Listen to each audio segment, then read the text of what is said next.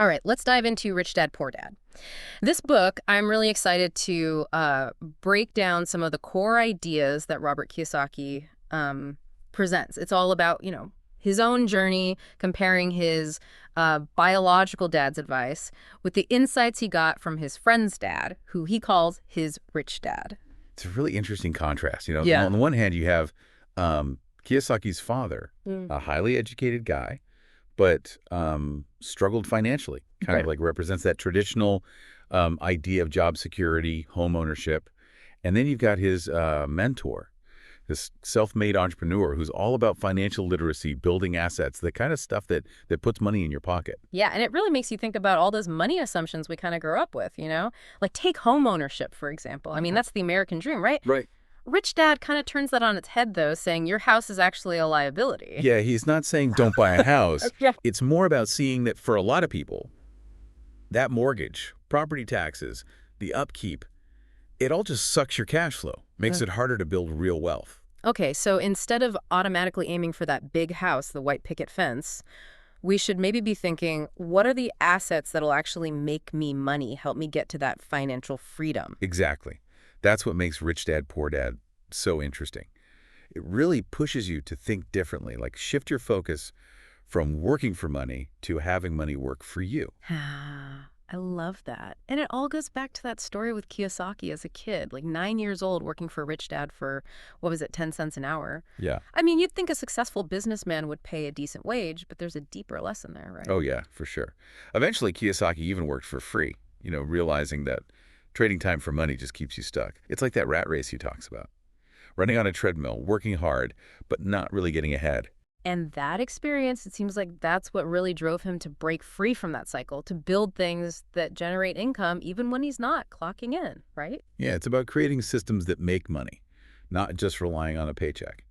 Now, another big idea in the book is this whole mind your own business thing. But it's not just about starting a company, is it? No, not necessarily. It's more about focusing on growing your asset column. The things that put money in your pocket. Think real estate, stocks, businesses, anything that generates income. Ah, that's where that Ray Kroc example fits in, right? Rich Dad said the McDonald's founder wasn't really in the hamburger business, he was in the real estate business. Right.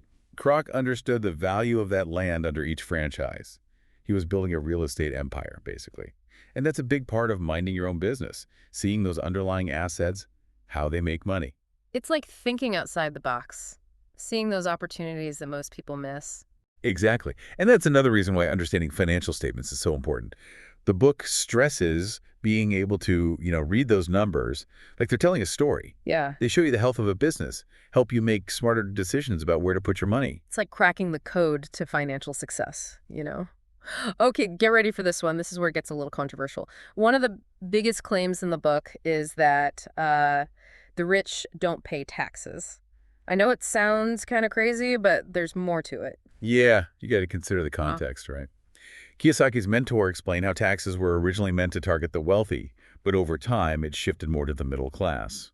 And Rich Dad said, corporations give you legal ways to protect your assets and optimize your taxes, which is how he built his wealth. He wasn't advocating for tax evasion, but more like, understand the system, use it legally to your advantage. It's about being financially smart, not just obedient. Rich Dad, Poor Dad wants you to learn the rules of the game. Use them to your benefit. So, speaking of pushing the boundaries, what about this idea that the rich invent money? What does that even mean? It's like some kind of alchemy. Well, for Kiyosaki's mentor, money was an idea. It's something you create by understanding financial principles, seeing opportunities others don't.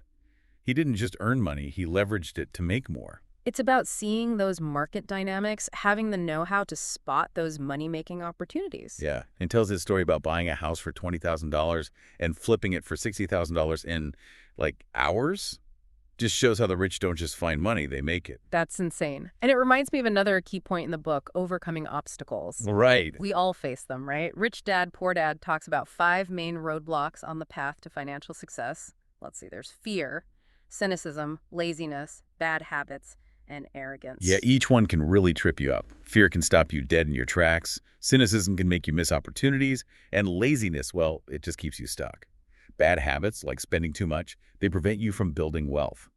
and arrogance that can stop you from learning and growing. And I love how the book uses real life stories to illustrate these points. Like that story about Kiyosaki's friend who spoiled his kids, gave them everything. It totally backfired, right? Oh, yeah. Because those kids never learned the value of money or hard work. It shows you the danger of trying to protect people from discomfort. Sometimes those tough lessons are the most important. Rich Dad Poor Dad also talks a lot about reframing failure, right? Remember that story with his mentor using the Alamo as an example? Hmm. They lost the battle, but their courage is still celebrated. Absolutely. It's a powerful reminder that setbacks are inevitable, especially with money. It's how you learn from them and come back stronger that matters. So think about your own journey, your own relationship with money. What's one obstacle that's holding you back? What's one small step you can take, like today, to start overcoming it? Rich Dad, Poor Dad reminds us that building wealth is a process, not a quick fix. It takes patience, persistence, and a willingness to learn and grow. And, a big part of that is understanding the difference between assets and liabilities. Seems simple, right? But Rich Dad, Poor Dad says most people don't really get it. It's true. We get caught up in how things look, instead of how they actually affect our finances. Exactly. Like that fancy car, the big house, they might seem like you've made it, but if they're draining your bank account every month, they're not really serving you. It's that cash flow, or the lack of it, that's key. It's about building a financial picture where your assets are making more than your liabilities are costing you. Kiyosaki's mentor put it simply: an asset puts money in my pocket. A liability takes money out. So it's not just about what you own, it's how it impacts your bottom line, which, again, kind of challenges that conventional thinking like, a house is a good investment, but Rich Dad Poor Dad wants us to look at it differently. He says for many people, a house is actually a liability. Think about it. Mortgage, property taxes, insurance, repairs, all that takes money out of your pocket. So you're working to keep that house instead of having that money work for you in other ways. Exactly. Brings us back to that minding your own business idea. Rich Dad, Poor Dad says most of us spend our lives working for everyone else. We work for our employers, the government through taxes, the bank with that mortgage. It's like you're running on that hamster wheel but going nowhere. And Kiyosaki's mentor, he really drives this home. He says, if you work for money, you give the power to your employer. If money works for you, you keep the power and control your destiny. Powerful stuff. So how do we break free from that cycle? Rich Dad, Poor Dad is all about financial literacy, right? It's not just earning money, it's understanding how it works, how to make it work for you. Yeah, it's learning those skills. Accounting, managing cash, investing strategies.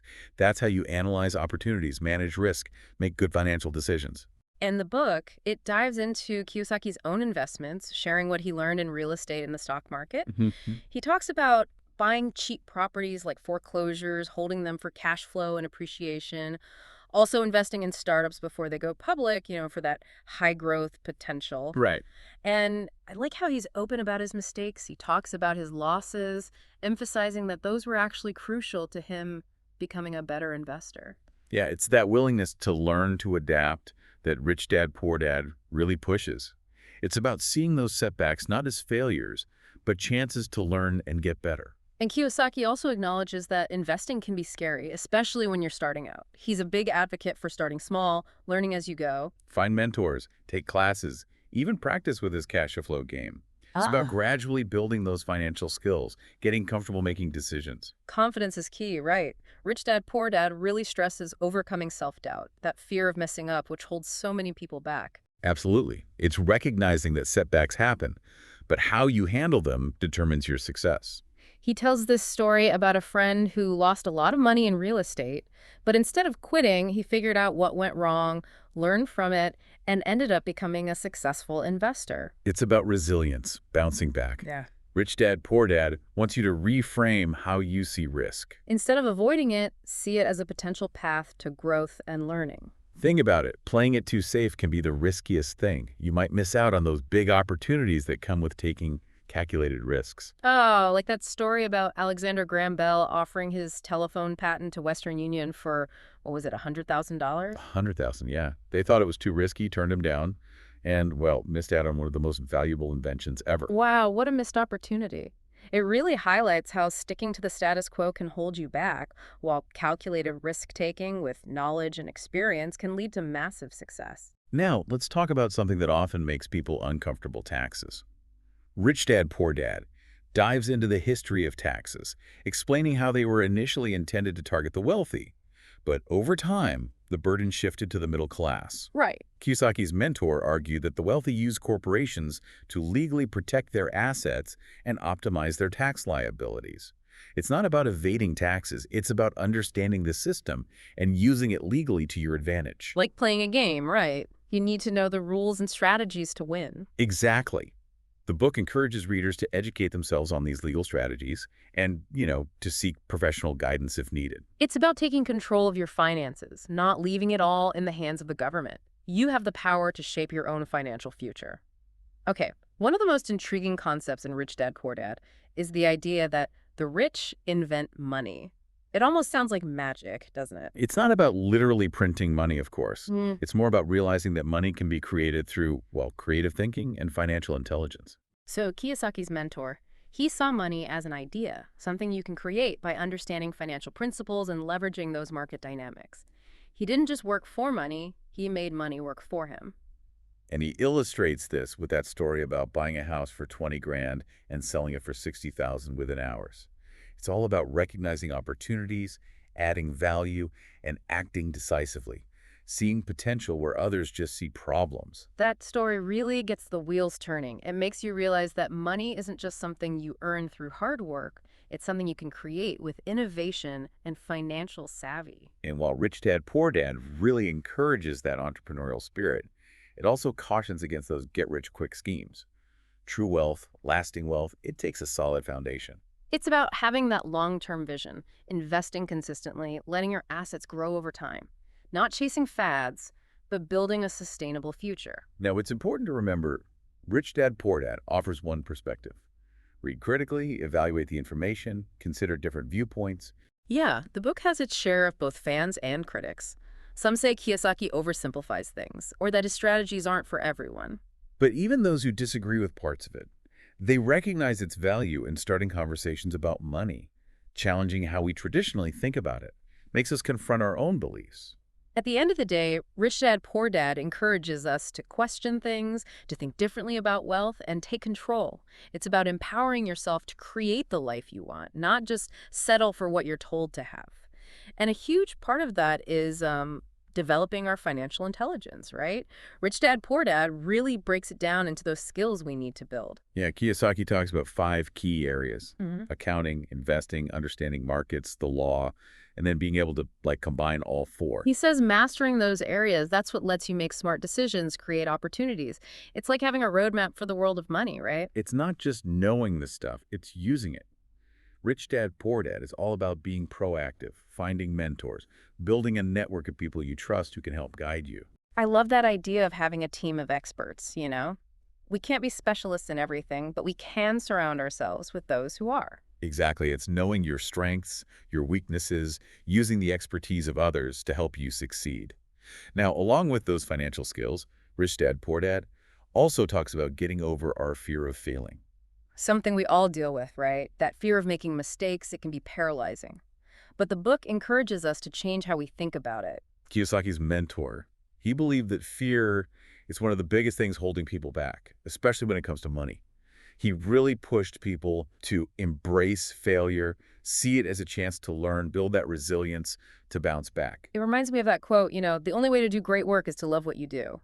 And if you haven't found it yet, keep looking, don't settle. Oh, yeah, that's a good one. And when we approach things with that attitude, that growth mindset, we see setbacks as stepping stones, not roadblocks. Kiyosaki also reminds us that even the best investors make mistakes. It's not about avoiding them altogether, but learning from them, refining our approach. Hmm. He's open about his own losses, saying those were actually crucial to his success.